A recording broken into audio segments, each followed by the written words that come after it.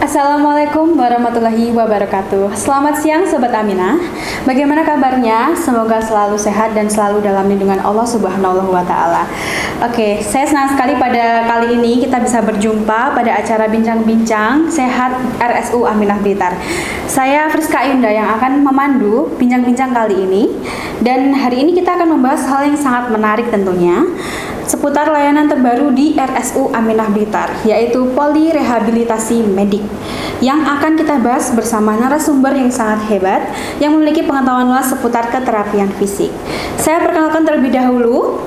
Narasumber kita kali ini adalah Dr. Hari Nostari, dokter spesialis KFR yang sebagai dokter spesialis keterapian fisik dan rehabilitasi di RSU Aminah Blitar. Baik, langsung saja mari kita sapa beliau. Assalamualaikum Dr. Harin. Waalaikumsalam. Ya, gimana kabarnya? Alhamdulillah baik, Mbak. Oke. Jadi di sini kita santai aja ya Dok kita ya. Oke. Ini kita ngobrol-ngobrol aja. Jadi sebenarnya saya penasaran nih Dok, spesialis KFR itu apa sih? Ya, sebelumnya saya sapa dulu untuk teman-teman sekalian ya. Saya Dr. Harin Lestari, spesialis kedokteran fisik dan rehabilitasi. Jadi sebenarnya apa sih spesialis kedokteran fisik dan rehabilitasi? Kedokteran fisik dan rehabilitasi itu adalah suatu layanan di mana kita mengoptimalkan fungsi fisik terkait dengan recovery. Jadi seseorang yang baru saja sembuh dari penyakit seperti itu ya, kemudian untuk mencapai fungsi yang optimal dan untuk tata laksana yang holistik, maka kita memerlukan kedokteran fisik dan rehabilitasi seperti itu. Oh iya, gitu. Oke. Polirehabilitasi medik di RSU Aminah Blitar itu kan masih baru ya Dok ya. Nah, apa sih pelayanan rehabilitasi medik itu? Lebih tepatnya seperti apa? Jadi untuk layanan rehabilitasi medik seperti yang saya sebutkan tadi ya, karena ini merupakan suatu layanan yang holistik di mana kita tidak hanya latihan fisik saja seperti itu. Jadi karena untuk mencapai fungsi yang optimal dan harapannya masyarakat yang sebelumnya ada riwayat sakit jadi dia recovery seperti itu ya, dalam fase recovery dia bisa kembali ke fungsi yang sebelumnya, jadi bisa kembali ke kegiatan masyarakat atau sosial seperti itu. Oke, kalau sebelumnya kan di Rumah Sakit Aminah ini itu nama polinya itu polifisioterapi. Ya. Nah, itu perbedaannya dengan polirehabilitasi medik yang baru ini apa? Apakah ada bedanya atau masih sama? Untuk layanan rehabilitasi medik ini meliputi tata laksana yang holistik seperti yang saya sebutkan tadi ya. Jadi tidak hanya keterapian fisik saja. Kalau yang dulu mungkin fisioterapi itu lebih ke latihan fisik dan juga beberapa modalitas mungkin yang bisa diberikan kepada pasien. Nah, kalau untuk rehabilitasi medik sendiri itu meliputi pertama ada fisioterapi, kemudian layanan pemberian modalitas tergantung dari keluhan di pasiennya ya, kemudian layanan terapi bicara dan juga terapi okupasi. Nah, ini nanti sebetulnya kalau untuk cakupannya dia lebih luas seperti itu. Jadi karena layanan yang holistik ya, jadi tidak hanya secara fisik saja, tapi yang fungsi bicara, fungsi makan dan juga fungsi terkait dengan okupasi itu juga kami akomodir. Oke. Kalau saya mau kepo-kepo nih Dok tentang fisio, okupasi dan terapi bicara ya. Jadi kalau fisioterapi itu sendiri contohnya itu yang ditangani itu seperti apa pasiennya? Oke, kalau fisioterapi itu lebih dari latihan fisik ya. Jadi untuk kembali ke fungsi yang sebelumnya, fungsi yang optimal dan bisa kembali ke masyarakat atau kembali ke fungsi sosial, seseorang itu memerlukan pemulihan secara fisik seperti itu. Jadi nanti seperti latihan, kemudian pemberian modalitas seperti itu akan dibantu juga oleh teman-teman dari fisioterapi. Oke. Berarti istilahnya mobilitas untuk bisa bergerak, berjalan, ya, gerakan tangan, kaki seperti itu ya. Benar. Oke. Kalau yang okupasi terapi itu gimana ya Dok ya? Nah, kalau untuk terapi okupasi sendiri itu lebih kepada kembali ke aktivitas sehari-hari seperti itu ya. Jadi activity daily living terkait untuk mandi misalnya, kemudian fungsi ketika seseorang berpakaian misalnya. Jadi ADL dan juga fungsi dari tangan, terutama tangan ya, keterampilan tangan dan juga fungsi kognitif atau fungsi proses berpikir begitu. Jadi itu nanti yang diakomodir oleh teman-teman terapi okupasi gitu. Biasanya banyaknya kasusnya itu tentang kefokusan anak-anak gitu ya Dok ya? Itu juga bisa. Ya, jadi tadi terkait dengan kognitif tadi. Gitu. Kalau yang terakhir nih dok, terapi wicara itu apa ya dok ya? Nah, kalau untuk terapi wicara, jadi karena dia harus kembali ke fungsi sosial, artinya kita membutuhkan kembalinya juga fungsi dari bicara, dan selain itu juga mengakomodir tentang fungsi makan. Jadi tidak hanya bicara saja, tapi juga fungsi dari makan, termasuk apabila ada gangguan menelan seperti itu, nanti teman-teman dari terapi wicara juga akan membantu dalam pemulihan fungsi bicara. Untuk okupasi dan terapi wicara ini kalau nggak salah ya pasiennya juga ada pasien yang mohon maaf sebelumnya yang berkebutuhan khusus ya dok ya? Oke. Oke, kalau sekarang kita beralih lagi ke bagaimana pemeriksaan awal di polirehabilitasi medik ini dok? Oh, iya. Langkahnya seperti apa?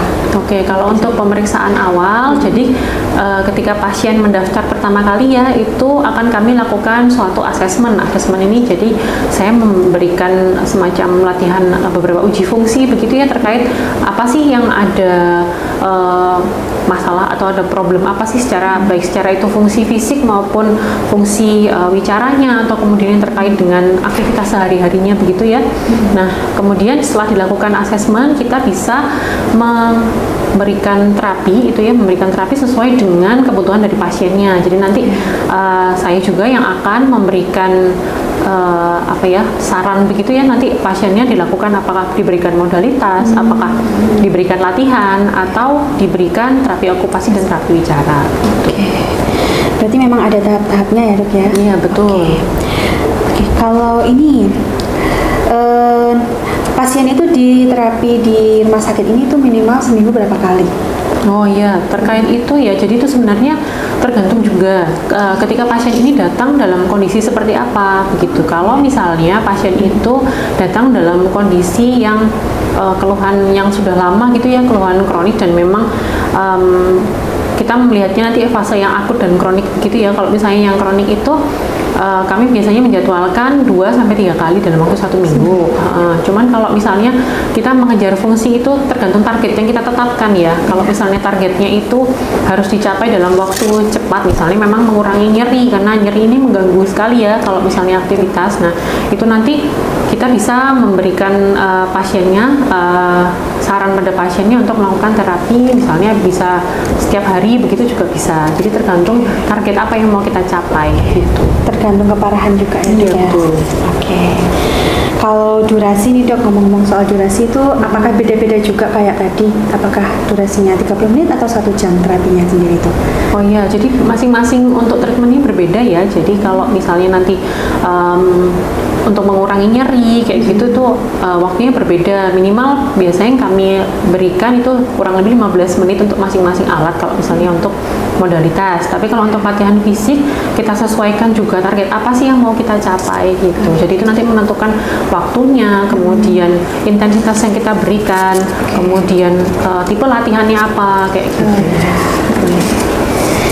Oke, kalau fasilitas nih, ngomong-ngomong soal fasilitas yang sudah ada di Polirehab Medik, itu ada fasilitas apa aja sih dok yang udah mendukung untuk bisa dilakukan? Kalau untuk fasilitas yang sudah ada, alhamdulillah saat ini kita sudah ada beberapa modalitas ya, alat-alat modalitas yang sudah untuk mengurangi nyeri yang sudah ada. Kemudian ini sedang pengajuan ya Mbak, untuk yang alat yang baru nanti ditunggu kedatangan alatnya. Lalu untuk latihan fisik juga ini sudah bisa diakomodir. Kemudian untuk yang terapi bicara dan juga terapi okupasi, alat-alatnya juga sudah cukup lengkap untuk fasilitas di sini. Oke, kalau tadi dok, tadi kan pasien itu kan datang ke rumah sakit seminggu bisa sekali, bisa 2 kali ya. Nah, itu pasien itu akan diberikan PR nggak kayak home program gitu di rumah? Iya, sudah pasti ya. Jadi kan kalau misalnya pasien itu pasti lebih nyaman apabila latihan itu dilakukan di rumah dengan orang-orang yang lebih familiar begitu ya. Beberapa mungkin anak-anak juga seperti itu. Nanti untuk apakah harus diberikan latihan atau home exercise program, ya tentu seperti itu, karena memang untuk pembiasaan rehabilitasi itu tidak hanya di poli atau di bangsal begitu ya, tapi rehabilitasi itu bisa dilakukan juga di rumah. Makanya kita selalu memberikan PR terkait latihan. Kemudian mungkin apabila pasien tersebut memiliki alat-alat untuk mengurangi nyeri sendiri di rumah, itu juga bisa kami ajarkan. Oh ya, oke. Oke, jadi bisa ya keluarga pasien itu ikut berpartisipasi gitu ya. Oke, nah kalau pasien-pasien yang memiliki cedera nih dok, nah pasien yang memiliki cedera itu apakah juga bisa ikut berpartisipasi di rumah? Maksudnya kayak takutnya kan nanti apakah gitu ya, kalau bukan spesialisnya itu nanti takutnya salah gitu kan. Oh iya, jadi cedera ini kita perlu melihat lagi ya, cederanya ini cedera yang seperti apa, apakah cederanya itu sudah lama atau baru kayak gitu. Nah kalau misalnya cederanya masih baru, ketika awal itu kita sudah mengedukasikan pada pasien, misalnya pasiennya itu datang cederanya masih baru terjadi begitu ya, barusan misalnya baru konsul ke dokter orto terus dikonsulkan ke rehab medik gitu, itu tetap kita melakukan edukasi atau home exercise program itu juga ya, terkait pasiennya nanti apa sih yang harus do and don'ts yang dilakukan ketika di rumah kayak gitu. Jadi untuk semuanya mungkin masyarakat yang mungkin mengalami cedera begitu ya, itu bisa sebenarnya juga bisa kita melakukan rehabilitasi di rumah, tapi harus dengan peraturan-peraturan atau perhatian-perhatian yang khusus begitu dari spesialis ya fisioterapi itu sendiri ya, dari rehab medik maupun dari dokter penanggung jawab yang utama. Oke, saya juga kepo nih dok tentang permasalahan lansia. Jadi kalau masalah lansia itu bisa ada program rehabilitasinya apa nggak di Rumah Sakit Aminah ini? Ya, kalau untuk lansia sebetulnya kalau dalam rehabilitasi secara umum ya, itu ada program khusus begitu ya terkait terapi fisik pada lansia. Memang kalau lansia ini karena problemnya itu lumayan banyak ya, meskipun lansianya ini tidak ada keluhan sebelumnya, mungkin pasiennya mengeluhnya itu hanya yang keterbatasan fisik saja, seperti itu kita bisa mengakomodir juga, karena sebetulnya kalau dari rehabilitasi medik sendiri ada sub-subnya sendiri tentang geriatri kayak gitu, tentang lansia terutama yang geriatri gitu. Itu nanti ada hal-hal yang bisa kita lakukan terkait latihan fisiknya, kemudian kalau misalnya memang ada nyeri, ada keluhan kelelahan seperti itu, nanti kita bisa memberikan saran-saran khusus terkait latihan-latihan yang bisa dilakukan. Oke, berarti kalau disimpulkan ya semua permasalahan fisik, bicara, menelan, kemudian kefokusan juga itu tadi semuanya bisa di polirehab medik ya dok. Iya. Selanjutnya ya dok ya, buat sobat Aminah yang pengen banget untuk mendaftar ke polirehab medik itu bagaimana sih tata caranya? Oke, untuk sobat Aminah semuanya yang ingin mendaftar di polirehab medik bisa langsung menghubungi di call center kami di nomor bawah ini. Seperti itu ya. Terakhir nih ya dok ya, untuk penutupan, harapannya sendiri itu apa? Karena ada poli terbaru ini ya, polirehab medik ini, harapannya bagaimana untuk kedepannya? Oke, jadi untuk sobat Aminah semuanya yang memiliki keluhan terkait rehabilitasi medik bisa langsung datang ke poli kami. Harapan kami bisa mengakomodir keluhan-keluhan yang terkait dengan rehabilitasi medik pada sobat Aminah semuanya, seperti itu. Oke, jadi sudah jelas ya tentang bincang-bincang kita hari ini mengenai rehabilitasi medik di RSU Aminah Blitar. Sobat Aminah, maka dari itu jangan tunda lagi untuk segera datang ke Rumah Sakit Umum Aminah untuk melakukan pemeriksaan di poli rehabilitasi medik. RSU Aminah Blitar melayani dari hati dengan cinta.